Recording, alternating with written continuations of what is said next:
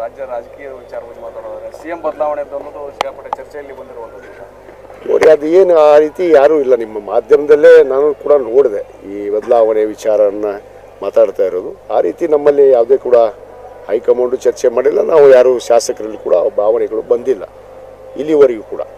ಬಂದಿದ್ರೆ ನೋಡೋಣ ಮುಂದೆ. ಸ್ವಾಮೀಜಿಗಳ 5 ವರ್ಷ ಇವರೇ ಮುಂದುವರಿತಾರೆ. ಸ್ವಾಮೀಜಿಗಳು ಸಿದ್ದರಾಮಯ್ಯ 5 ವರ್ಷ ಮುಂದುವರಿತಾರೆ.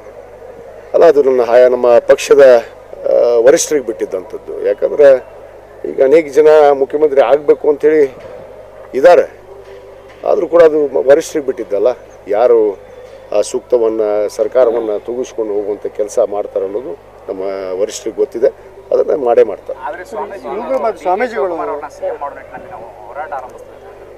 ನೋಡ್ರಿ, ನಾನು ಸ್ವಾಮೀಜಿಗಳ ಬಗ್ಗೆ ನಾನು ಮಾತಾಡೋಕ್ಕೆ ಹೋಗೋದಿಲ್ಲ. ಅವರು ಗುರುವಿನ ಸ್ಥಾನವನ್ನು ವಹಿಸಬೇಕು.